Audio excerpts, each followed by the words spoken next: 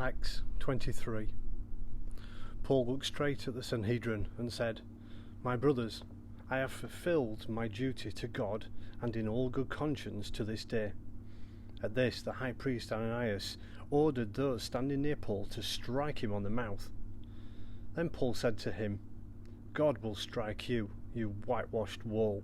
You sit there to judge me according to the law, yet you yourself violate the law by commanding that I be struck." Those who were standing near Paul said, "You dare to insult God's high priest?" Paul replied, "Brothers, I did not realize that he was the high priest, for it is written, 'Do not speak evil about the ruler of your people.'"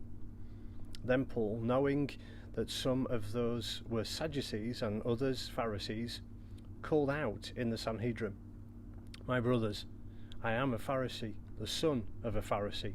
I stand on trial because of my hope in the resurrection of the dead." When he said this, a dispute broke out between the Pharisees and the Sadducees, and the assembly was divided. The Sadducees say that there is no resurrection, and that there are neither angels nor spirits, but the Pharisees acknowledge them all. There was a great uproar, and some of the teachers of the law, who were Pharisees, stood up and argued vigorously. "We find nothing wrong with this man," they said. "What if a spirit or an angel has spoken to him?" The dispute became so violent that the commander was afraid Paul would be torn to pieces by them. He ordered the troops to go down and take him away from them by force and bring him into the barracks. The following night, the Lord stood near Paul and said, "Take courage. As you have testified about me in Jerusalem, so you must also testify in Rome." The next morning, the Jews formed a conspiracy and bound themselves with an oath not to eat or drink until they had killed Paul. More than 40 men were involved in this plot. They went to the chief priests and elders and said, "We have taken a solemn oath not to eat anything until we have killed Paul. Now then, you and the Sanhedrin petition the commander to bring him before you on the pretext of wanting more accurate information about his case. We are ready to kill him before he gets here." But when the son of Paul's sister heard of this plot, he went into the barracks and told Paul.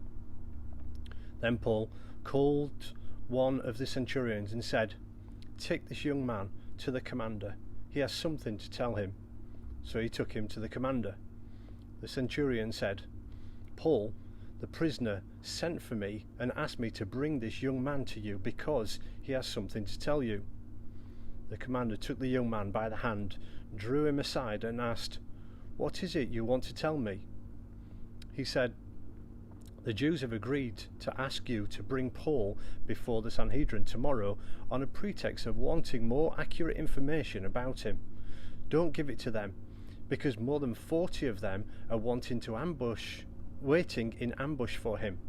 They have taken an oath not to eat or drink anything until they have killed him. They are ready now, waiting for your consent to their request." The commander dismissed the young man and cautioned him, "Do not tell anyone that you have reported this to me."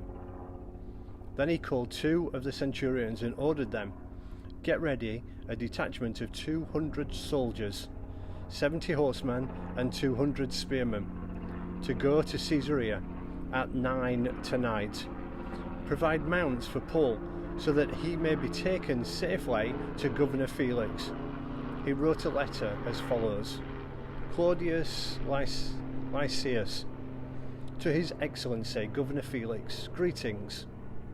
This man was seized by the Jews, and they were about to kill him, but I came with my troops and rescued him, for I had learned that he is a Roman citizen. I wanted to know why they were accusing him, so I brought him to the Sanhedrin. I found that the accusation had to do with questions about the law, but there is no charge against him that deserves death or imprisonment. When I was informed of a plot to be carried out against the man, I sent him to you at once. I also ordered his accuser to present to you their case against him."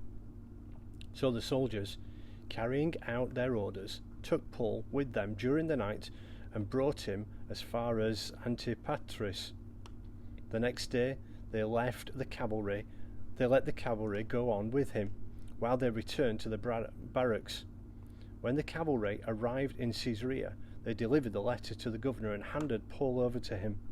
The governor read the letter and asked what province he was from. Learning that he was from Cilicia, he said, "I will hear your case when your accusers get here." Then he ordered that Paul be kept under guard in Herod's palace.